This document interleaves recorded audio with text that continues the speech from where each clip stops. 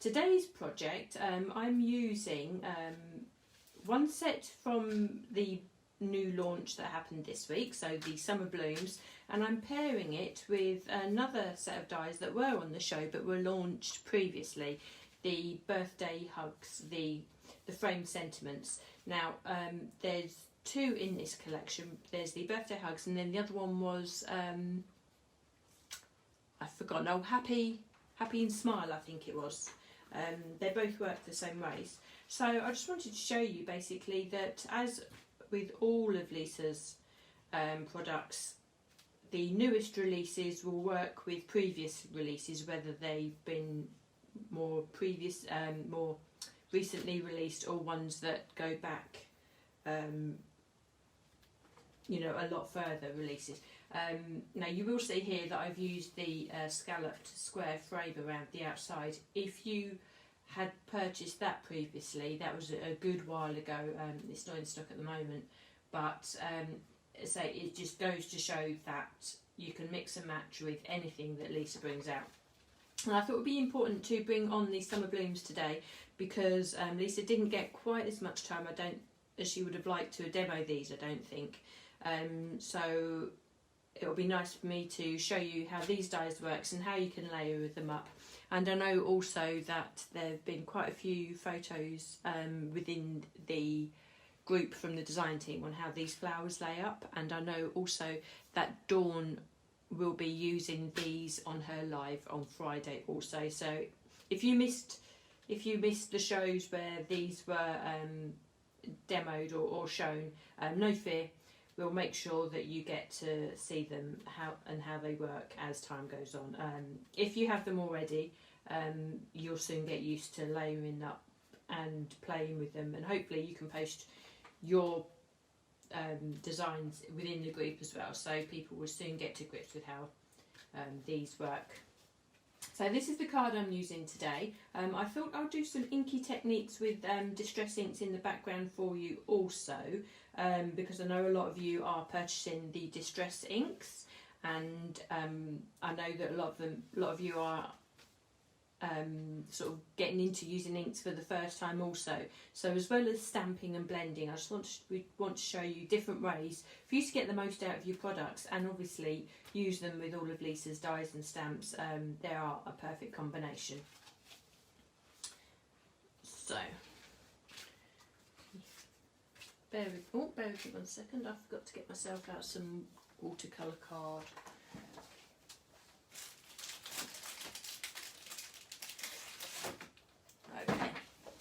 Okay, sorry about that. Right, so today's card then, I've used a mixture of coloured cardstock and watercolour card. I'm using watercolour card because I'm using a lot of inky backgrounds in the to actually die cut with, and it means that with watercolour card, because it's a lot thicker, it takes on a lot more moisture without warping. Lisa's Super Smooth isn't designed to work with water in this way. So to start with, for the background here, you can probably see under the words that I've got here, we have a blue sort of graduating into a yellow. So I did use this technique last week, but I'll just show you again. I've die cut myself a piece of watercolour card. Let me just fill my water brush up. There we are. I've die cut myself a piece of watercolour card, and this is going to be the backdrop on which everything else sits. I'm using Lisa's water brushes. Now I'm using this one today. I haven't used this one before actually. It's the largest of the brushes because I want to cover a really wide area. And what I want to do is create like an ombre effect in the background. Now, because I hadn't filled this, I hadn't actually primed.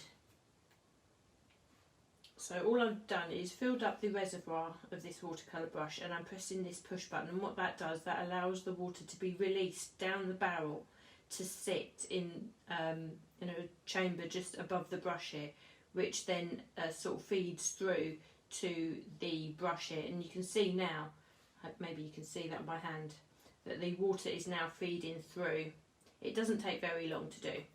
I want to create an ombre effect on the background, so what I'm doing, I'm just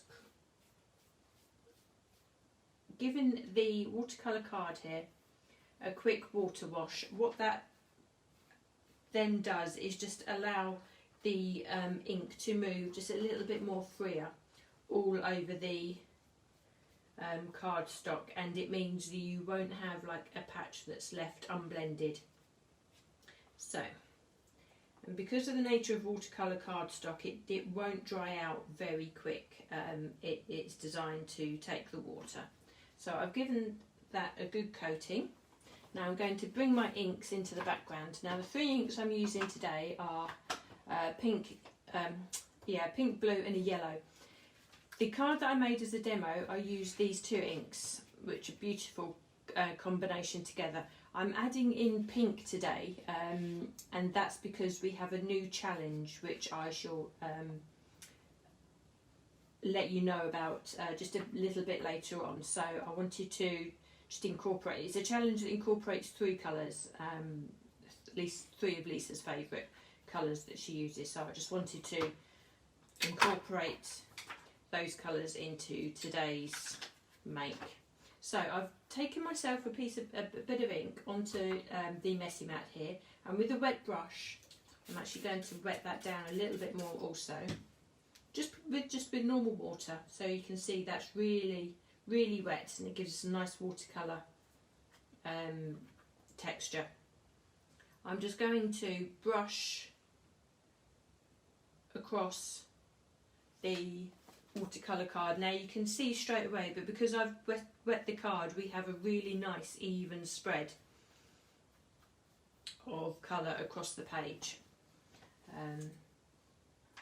So next I shall probably go into the pink. I'll just put myself some pink down and give that a quick spray, and I'm going to pick it up again. Now don't worry about the blue that's on the brush. We want to create an ombre effect, so we want the colours to move together.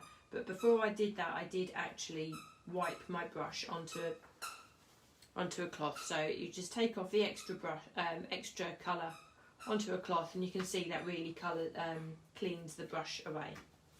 If the ink is being a little bit stubborn, you can always just pass some more water through the brush also. So the next colour I want to have is yellow. So we can pick up that yellow and we can have a really nice wash of colour like that. So we have a really nice graduated colour, really soft colours. Now I could have possibly, I'm just going to put some more pink on just to make that pink stand out a little bit more, so I'm going to put a little less water on it this time, so we can have a darker pink. Now I should have possibly used a brighter pink, but that's fine. Now I'm just brushing this into the colour either side, so we have like a real seamless blend of colours going on. Now what I can do, I can just set this aside and allow that to dry. Now I would say it's always better to air dry, allow your watercolour card to dry naturally if you can. I find that the card reacts better to it, and it goes back into shape a lot better if you allow it to dry itself, but that's entirely up to you. You can use a heat tool on it. So we don't need to use this at this stage. Right, the next thing I want to do is to create another background, because I want to create the watercolour card that we actually die cut the flowers and the sentiments from.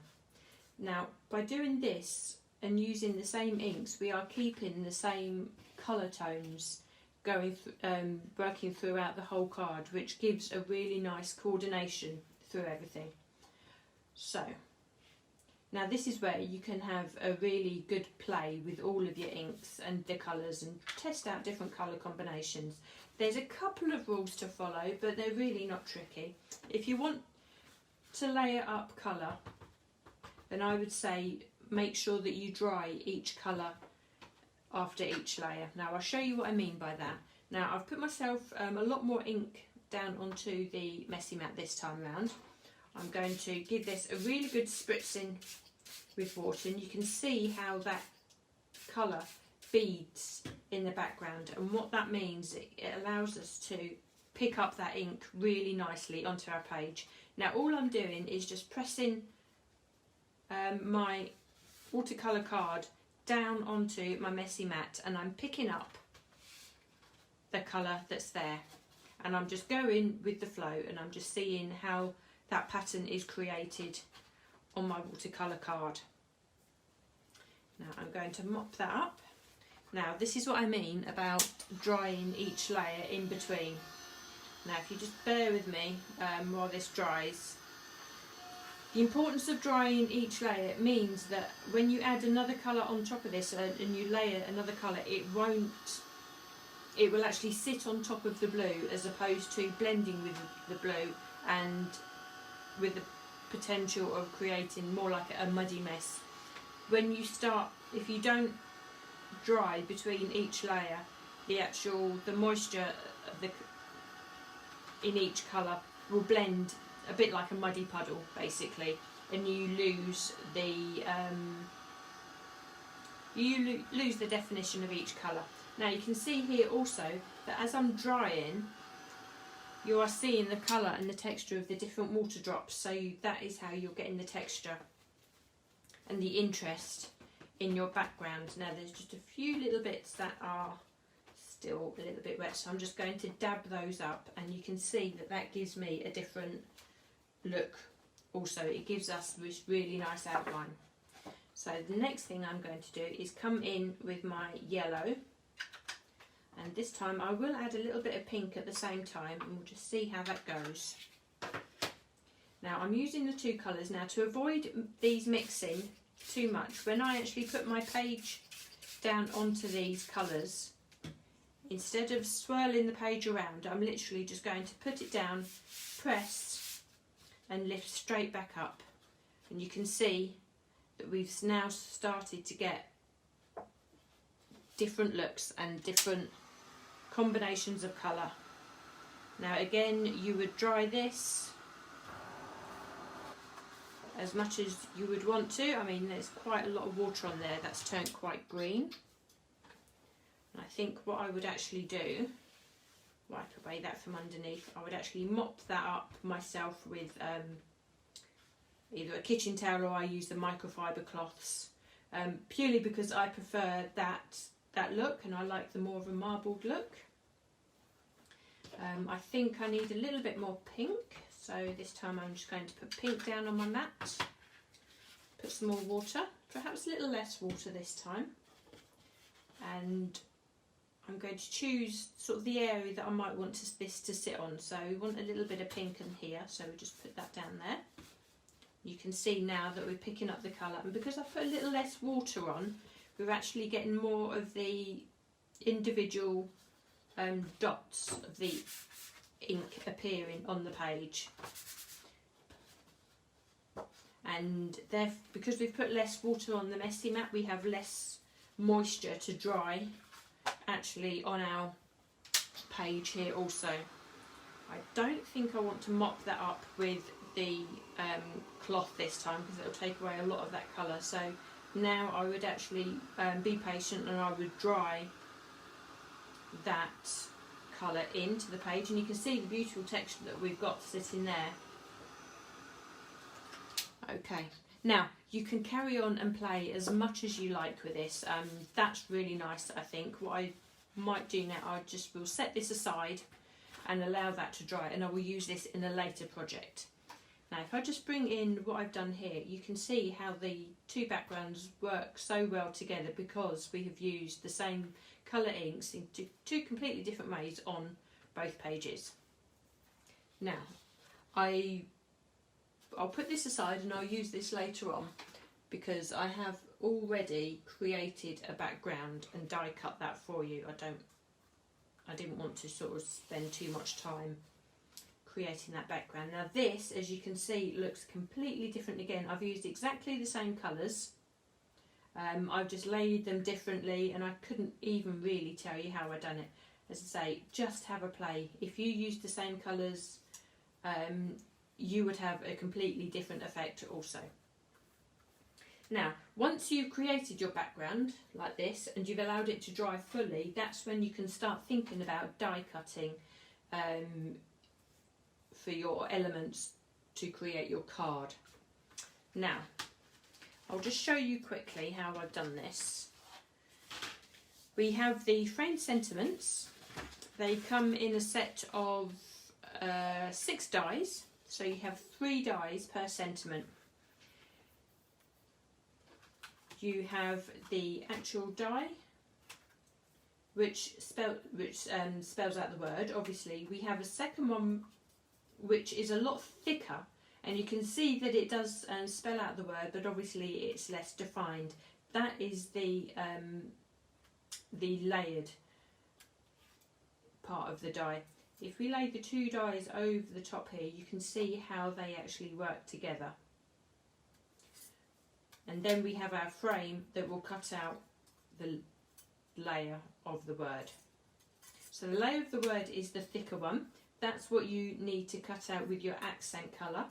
And to actually cut out the word itself, you need to use the thinner one that actually reads the sentiment a lot clearer. So we have the hugs and we have the birthday. And it's both of these dies that I've used to cut out from my inked piece of card. So you can see that we've already die cut that, and just by showing you now from this ink background, it looks so different when it's die cut. And I think even if you use bright colours and your actual masterboard with all your inky colours looks a bit brighter and it looks a bit scarier than you were perhaps anticipating, and you're not quite used to using such bold colours, I would just urge you just to go with it, go with the flow, because by the time you start die cutting, it takes on a completely different feel. And I'll just show you, I'm just taking out these elements here, because I don't want to die cut on the screen for you, you all know how to do that. I just wanted to get to this stage. Okay, I'll just take out them extra bits. Okay, so you can see how subtle and just how pretty these die cut sentiments look with the watercolour in the background. Now the next section I've actually run through with one pass of the flower dies. Now these are the ones that people are asking questions on how to layer. And the answer is, with these, there is absolutely no rules at all. This is how the dies come to you. They all come connected. Usually, to be honest, I'm one for separating all my dies. I like to have them all individually, but I think with these sets it works so well just having them all together. And you just run it through your die cutting machine as one piece and you'll create all the flowers all in one. Now you can see that once I start poking these out, taking these away, these take on a completely different life with these beautiful colours that we've created with our watercolour technique. So we've taken out all the flowers. Now there's still elements of this page that I can use, that I can perhaps mount a sentiment on, or I can use as a stencil even, because we've got lovely apertures there. But use every single piece of this. You've taken the time to create it. It's so pretty and it's a one-off, it's unique. So now we have all our elements and you can see just how pretty these flowers are. Now I would say that it would be a good idea just to take your favourite coloured cardstocks or even create your watercolour backgrounds and just die cut lots and lots of these, so you have a stash of them to play with, because the more that you have in front of you, the more that you can layer, and the more that you can play, the more that you will actually understand how these flowers work, and you'll really start to love them. Now on this original card I went more with the yellow and the blue, which then blended into giving me some green, and you can see that I still have flowers left over here that die cut.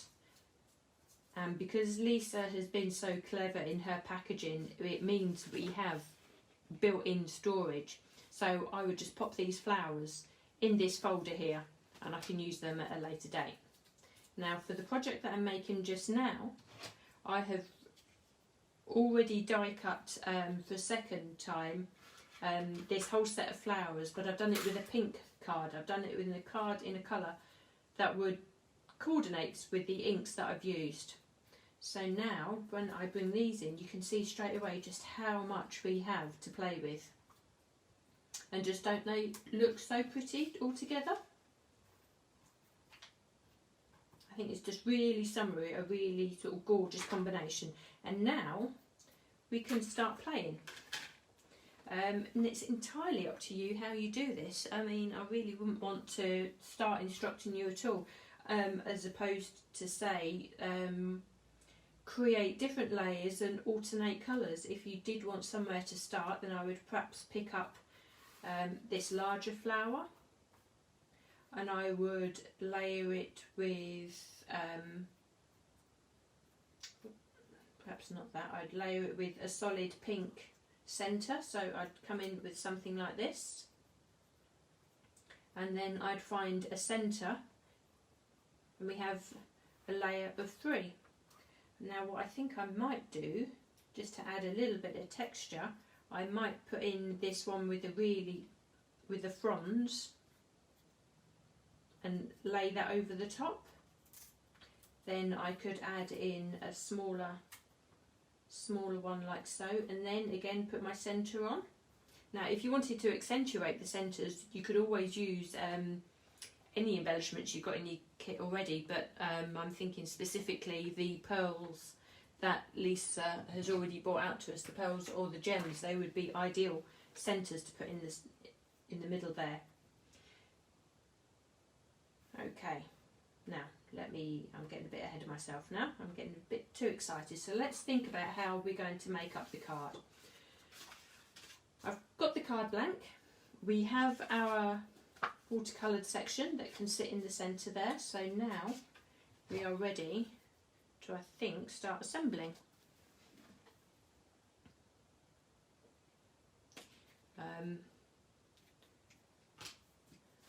We'll start assembling, and then we'll go back to the flowers and start to build those, because I wanted to bear in mind the space that I have on the card for them, and I didn't want to create too many of the larger ones that would hide the sentiment. That's just one of my little things. I do like to, if I've created something, I do like to see it on the page, so I like to know the space that I'm working with. So we'll just insert that in there. And then what we'll do, we'll place our sentiments on in the centre. Now I'm using a square card, and you can see how well these two sentiments, which are smaller rectangles, they fit really well into the centre. I really like using square cards, and I think I said to myself the other week actually that I'm going to use square cards as much as I can, and even if and sort of work Lisa's designs to fit the square card if I possibly can. Now before I add the sentiment on, I'm just going to layer those onto the larger layered element, as I've shown you in the dies, and you can just see now how these come together. I'm using quite a pale colour in the background. You can obviously use something with a lot more contrast. Bear with me, my glue has got all sticky. Okay, you can use something with a lot more contrast. I just really like this pale colour in the background. It worked really well with the soft background. And although these dies are delicate, there's more than enough space on the back for you to add plenty of glue.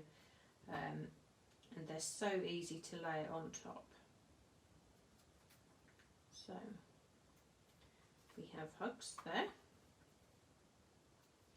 And we'll just add the birthday one on top.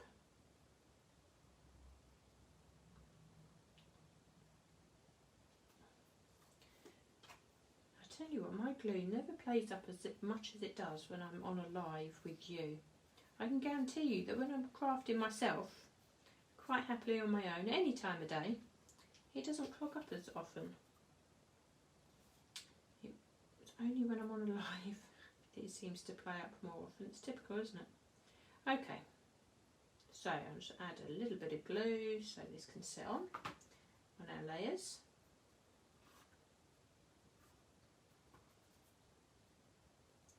There we are. Get the glue off my fingers. Now I've already layered up on the back with a 3D foam, and I'll just show you that.